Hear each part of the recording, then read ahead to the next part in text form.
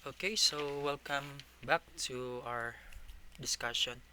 So at this point, let's talk about or let's solve problems involving the kinematic equations or kinematic, the topic that we have last video. So I want you to memorize this for let's say four kinematic equations. Not just memorize, but I want you to familiarize this four kinematic equations. So the derivation of these four kinematic equations, I will leave it for as your assignment. If you and also that's in your handouts. No, paano to na-derive? Pero I want you to focus and familiarize this four. No, isulat ko na lang dito. Okay, yung VF natin, that would be your V final, VI would be V initial. Tsaka meron ka ditong x xi or displacement natin yan, vit plus to 1 half a t squared, and you have here vf squared minus vi squared, uh, 2a or the acceleration. Ayan. So pag na-familiarize mo or na-memorize mo to, no, madali na lang ang yung mga problems involving kinematic equations. So, napakadali na lang. No? Ito yung shortcut to solving problems na mas madali. So, these four kinematic equations, again, that is part of your assignment, and also that is part of paano na derive, no? Nandun sa handouts. So, lahat ng problems ay iikot lang sa apat na equation na to. F again, F is for final, V is for, di ba, velocity final, velocity initial, A is acceleration, T is time. X naman natin dito is displacement na so hindi na natin lagyan ng mga bar sa taas kasi para mas madali.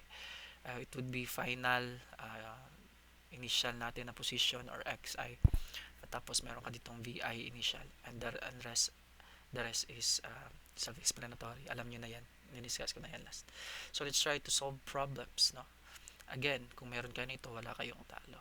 Let's try to look for the first problem.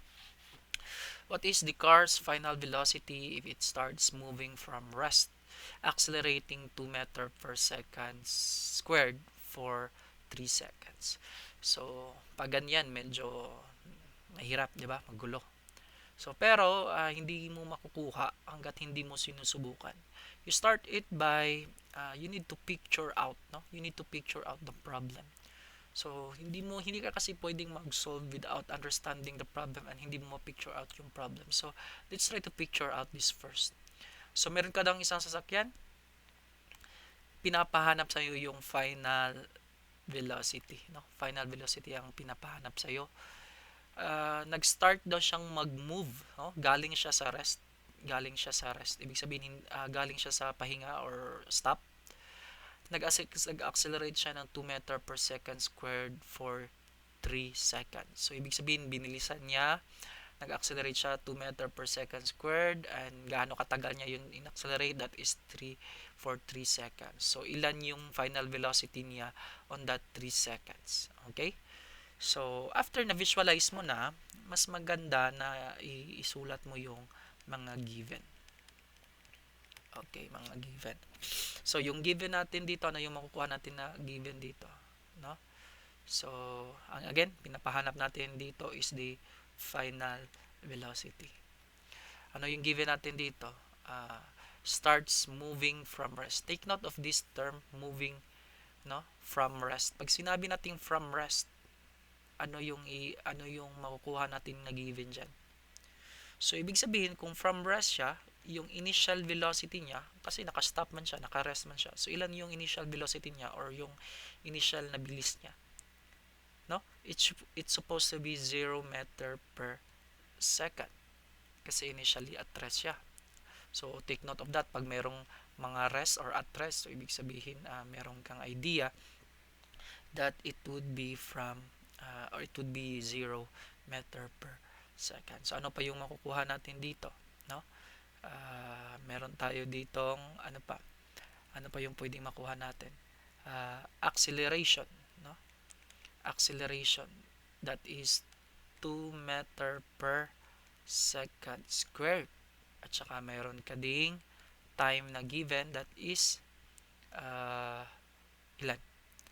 That is 3 seconds. Now, ano pang makuha natin dito? No? Moving from rest, that would be 0 meter per second. So, here, makikita natin that ito lang yung pwede nating makuha na given at meron tayong VF. So, what's the next step? Since ang hinanap natin ay VF, wala tayong pwedeng titignan sa 4 kinematic equations kundi yung may VF lang din kasi yun may hinahanap natin. So, yung may VF dito ay si 1. Sino pa? Ito si 3. At saka ito mayroon din. So, ibig sabihin si number 2 ay X na yan. Hindi na natin yan i-consider kasi wala siyang VF. Hindi na natin siya gagamitin. So, maybe ang gagamitin natin is 1, 3, and 4. Pero hindi pwede sabayan natin yung tatlo. So, we need to narrow it down. Sino ang merong VI? No, VI. Merong VI ay si 1, meron din si 3, meron din si 4. So, sila pa din tatlo. Sino ang may acceleration? So, yung may acceleration natin dito ay si 1. Si 2x na yan. So, ibig sabihin, hindi na natin yan i-consider. So, between 1, 3, 4 na lang. Ito, meron to acceleration. Ito ay wala. Number 4, wala. So, ibig sabihin, x na din to. So, mamimilian na lang natin is between 1 and 3. No? So, sino yung merong time? Merong time. So, obviously, si number 1 meron. Si number 3 ay wala. Okay? So, x na din to. Therefore, ang gagamitin natin na kinematic equation to solve the problem is kinematic equation number 1. So, kung titignan natin, ganina, nagsimula tayo sa 3, pero hindi natin kasi pwede sabayin. So, kailangan natin i-narrow down. Kaya, ang technique lang dito is hanapin mo lang yung kung saan yung given natin mapunta. So, let's solve with using the kinematic equation number 1. So, you have here VF, VI plus AT. So, you just plug in all the givens here. VI mo, that is 0 meter per second, plus acceleration mo, that is 2 meter per second squared, plus ano ba yun? Hindi pala plus. It should be multiplication. No? The time of 3 seconds. So, kung 0 man yan, so hindi na natin yan isusulat. So, that is 2 times 3. That would be 6. At saka, ano yung unit natin? So, meron kang S dito, meron kang dalawang S sa baba kasi S squared yan. So, makancel to. So, meron ka na lang natira dyan sa baba na S. At saka, meron ka pang numerator dito na M. At saka, para hindi ka na malito, kasi VF man to, no? So, ibig sabihin talaga meter per second yung unit natin. So, therefore, yung VF natin, no? VF is 6 meter per second. Ayun, nakuha natin. So, ibig sabihin, yung velocity ng car, after siya nag-move from rest, nag-accelerate siya 2 meter per second. After niya nag-accelerate 2 meter per second for 3 seconds, ito na, ganito na siya kabilis, no? Ganyan na siya kabilis. Ibig sabihin, nag-increase yung bilis niya. Okay? So, let's try to solve another problem. No? Here we have ito. A car moving 2 meter per second is accelerating 2 meter per second squared for 3 seconds. Find its final velocity. Again, let's try to picture out. Meron ka sasakyan daw na kanina at rest, pero ito tumatakbo na, no? Mapansin mo yung pagkakaiba. Kanina yung first example natin at rest, pero ito it's not at rest, it's already moving at 2 meter per second. Tapos nag-accelerate siya 2 meter per second squared. Again for 3 seconds. Hahanapin natin yun ngayon, yung final velocity. Again, after nyo ma-picture out, lagay natin yung given, sulat natin yung unknown, VF, final velocity, yung nahanap natin, that's question mark. And ito, ano yan? That's initial velocity. Initial velocity is 2 meter per second. Ano pa? Acceleration. Acceleration, that is 2 meter per second squared. Okay? Ano pa? Meron kang time, that is 3 seconds. So again, let's try to see ano yung pwede nating gamitin dito ng equation. Balik tayo. Ang hinanap natin ay VF. Again, it's between 1, 3, and 4. No? 1, 3, and 4. Kasi ito walang VF to. Talagang X na to. No? X na yan. So, 1, 3, and 4. Pero, dapat meron ka ding VI at saka A. Sino yung may VI at saka A? VI. Ito, meron tong VI at saka A. Check yan. VI at saka A. Ito din. Si number 4, merong VI pero walang A. So, wala din to. So, it's between 1 and 3 na lang. Iisipin mo, 1 and 3. Pero, meron ka man ditong time. Sino yung may time dito? So, 1 and 3. Itong si 3, wala ding time. So, therefore, gagamitin natin, again, is equation number 1. So, since equation number 1 yung gagamitin natin, yun, no? Plug in mo lang lahat. Yan yung madali. Yan yung sinasabi ko sa inyo. Madali na lang if na-memorize nyo yung formula or na-familiarize nyo yung formula.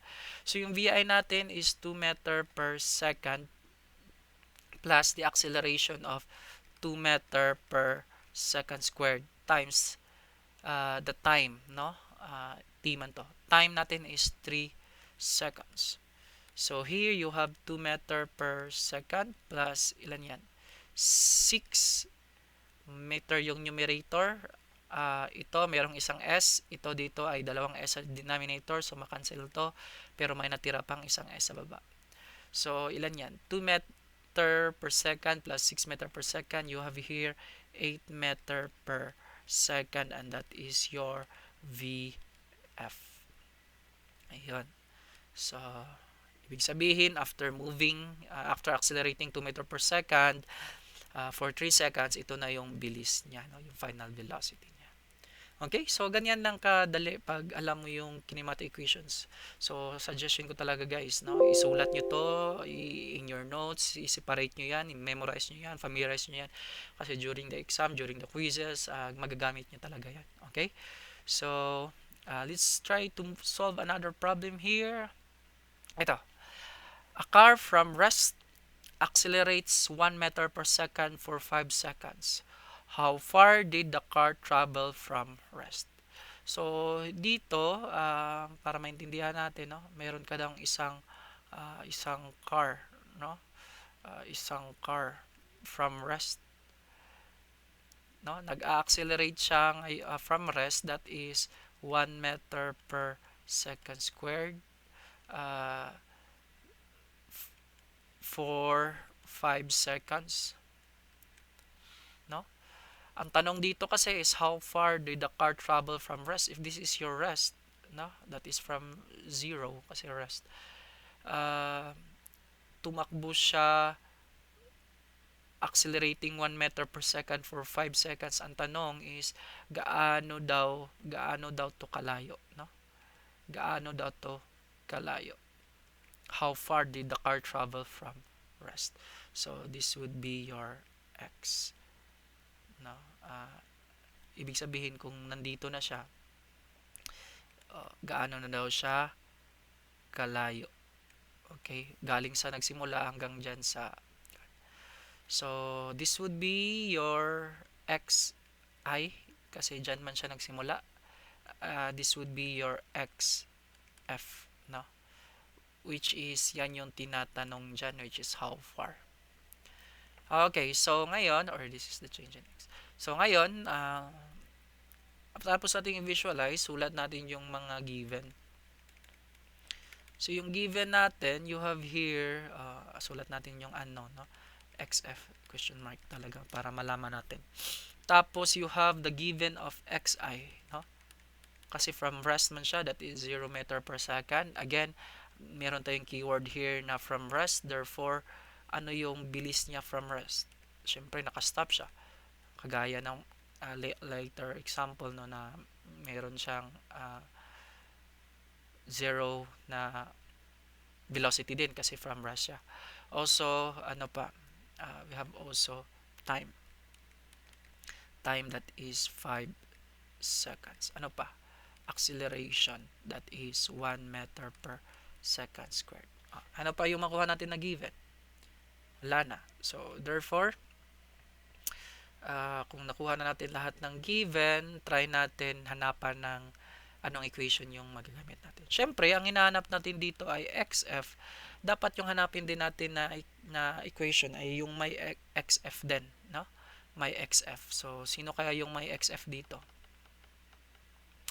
So, yung may xf, siyempre ito, no? X na yan. Yung may xf, ito, meron to. Ito din. Ito din. So, 2, 3, 4. Pero sabi ko nga, hindi pwedeng gamitin natin sabay-sabay yan.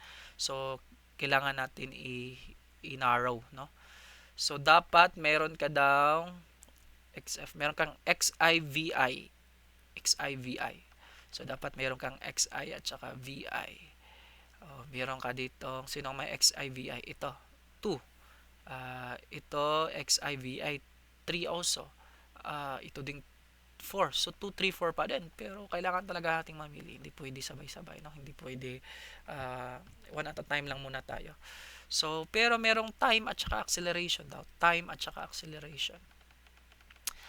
Stick to 1 lang tayo, no? Time at saka acceleration. Check to si number 2. May time acceleration. Si number 3 kaya. May acceleration pero walang time. So, x na din to. Acceleration at saka time. Ito may time pero walang acceleration. So, clearly, ang gagamitin natin is equation number 2. Okay, since naka-decide na tayo, nahanap na natin kung ano yung gamitin natin. Let's try to solve using the equation 2. That is xf, xi plus vi t plus 1 half a t squared. Then, plug in lang natin yung mga given natin. Xi natin dito ay 0 meter. Plus, Vi natin dito ay 0 meter per second din. 0 meter per second times the time of 5 seconds. 5 seconds.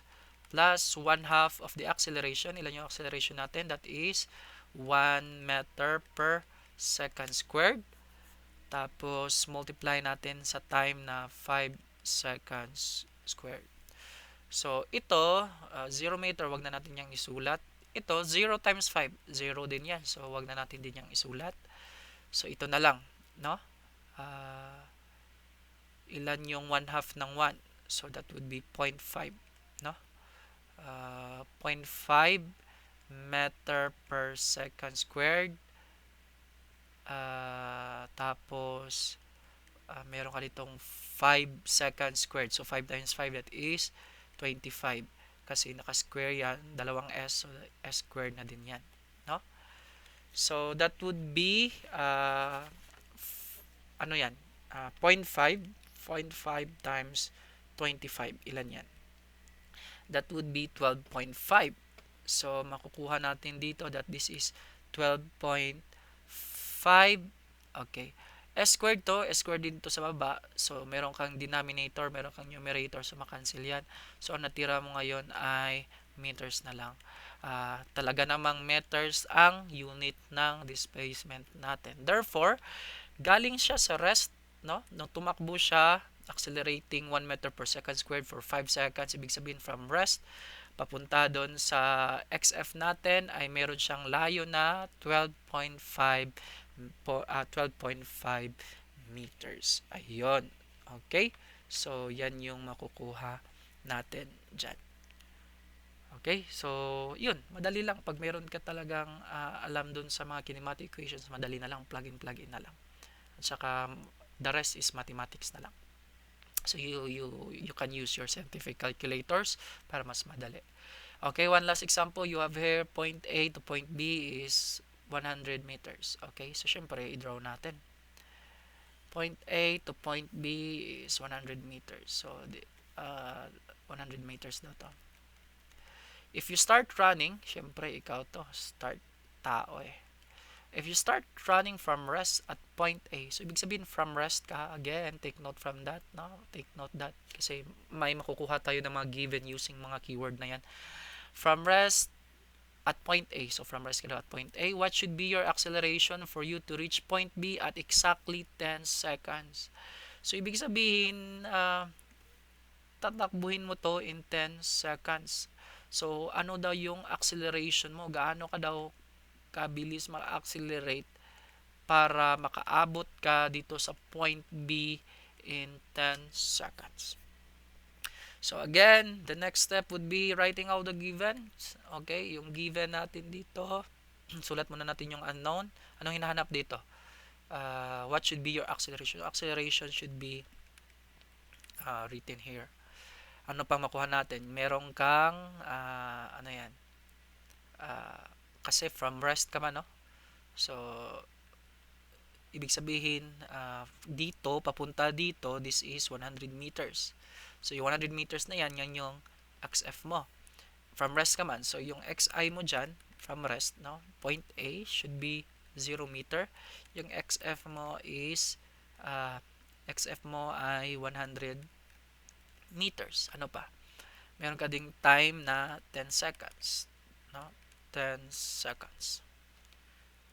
So, ano pa yung makuha natin dito? I think that's all. From rest. From rest, ibig sabihin VI, no? Ito pa. Meron pa. VI that is 0 meter per second. Ito talagang ang trace na keyword na yan. Meron ka makukuha na dalawa, no? Dalawa na given. That is VI 0 meter per second at saka XI na 0 meter kung hindi naman stated doon sa problem. So, I think that's all na makukuha natin. So, let's try to look what kinematic equation can we use to solve this problem. You have here acceleration yung unknown. Acceleration yung unknown. So, sino yung kinematic equations na may A? Yung may A is C1, no? Ito C1, C2, C3. Pero C4, wala. So, X na talaga to C4. So, 1, 2, 3 lang. So, again, hindi pwedeng tatlo-tatlo tayo, no? Isa-isa lang, no? Mamili tayo. Sino yung may XIVI? XIVI at saka T. XIVI at saka T. XI, ito, merong XI, meron tong VI, meron din T. So, pwede to. XI, meron din VI, pero walang T. So, X na din to. Itong 1, kaligtaan natin. Merong XI, wala. May VI, wala. May T, meron. Pero, so, ibig sabihin, ang pwede natin gamitin lang is equation number 2 to solve this problem. So, ibig sabihin, ang gagamitin natin dito ay equation number 2. So, equation number 2 is XF, XI plus VIT, okay, 1/2 AT squared. Ito, memorize ko na eh. So, dapat memorize nyo din para mas madali na lang. So, just plug in here. Ano yung pwede natin? XF natin is 100 meter, XI is 0 meter. So, XF natin is 100 meters, 0 meter, plus VI natin. No, VI natin is 0 meter per second times the time. Ilan yung time natin dito? That is 10 seconds. 10 seconds plus 1/2 of the acceleration. Ilan yung acceleration? That's acceleration, ayun pala yung hinahanap natin, acceleration at T, the T natin dito ay 10 seconds. So, 10 seconds, pero nasa labas dapat yung square. So, this is 100 meters. So, this is 0 meter. Wag na nating isulat. Ito din, 0 times 10, 0 din. Wag na nating isulat. Sayang ang space. So, we have here 1/2 A, ilan yan? Square. 10 times 10. So, that is 100 seconds squared. Okay, so 100 meters. I-simplify natin. What is 1/2 of 100? That is 50. 50 S squared tapos A. Okay? So, since ang hinanap natin dito ay si A, mathematically, para matira si A, anong gagawin natin? Take note, hindi to ita-transpose. Yung iba kasi ita-transpose to dito, mali yan, no? Mali yan. So, ang gagawin natin, because they are in one term, para mawala yan, is divide natin yan ng 50 second squared para mawala to, makancel to lahat. Syempre, para fair dito din sa kabala, dapat lagyan mo din dito ng 50 meter, 50 second squared, 50 second squared. So 50 second squared, makancel to. Ang natira na lang sa kabila ay acceleration. So kung meron ka ditong, erase ko lang ha para mas maklaro. Okay. Kung meron ka ditong 100 divide 50, meron kang 2. Pero ano yung unit? Meron kang numerator that is m, meron ka ding denominator that is s squared, meter per second squared. So tama yan dahil yan yung unit ng acceleration natin. Therefore, you get an acceleration of 2 meter per second squared. Yun. Dali lang, no? Again, the technique, review natin. The technique is you should familiarize the 4 kinematic equations. Then that's the first step. The second step is you need to visualize the problem, no? Visualize the problem. Kailangan mong intindihin. Pag hindi mo ma-visualize, mahihirapan ka dyan. The third is you write the given, no? Out of the given, makukuha mo din kung which kinematic equation yung gagamitin mo, no? Which kinematic equation that you should use. And again, the rest is plug in na lang, plug in, and the rest is math. So, be careful with the signs, be careful of the process, kasi math na lang yun. So, physics na part is the physics part here is the identify, visualize, and ito, no? Ito. Yan yung physics na part. Physics. Pero ito yung part ng math, no? Yung process. So, minsan kasi magaling yung iba din sa physics pero mahina sa math. Yung iba naman magaling sa math pero mahina sa physics, mahina sa visualize. So, but in our subject, we need to have both. You need to know the physics part and also the math part. Okay, so that's all for the examples that we can give for the motion along x. No? Meron tayong tatlo. Motion along x, motion in x. Tapos meron din tayo next topic that is motion along y. At saka yung both that is the projectile that is both x and y. So tapos na tayo dito. So, the next topic, the motion along y, or pwede nating tawagin to, or the free-falling objects, no? The free fall. At itong, the last part is the projectile. So, if you have questions and you have concerns, just comment down below so that I can address your questions. You can also contact me in the classroom that we have, also in the GC that we have. So, don't be shy, no? Don't be shy. So, tanong lang kayo kasi mas maganda nagtatanong kayo para alam ko saan ang hindi nyo nakuha at saka saan nyo nakuha. Okay, so that's all for this topic. Thank you. See you on the next topic.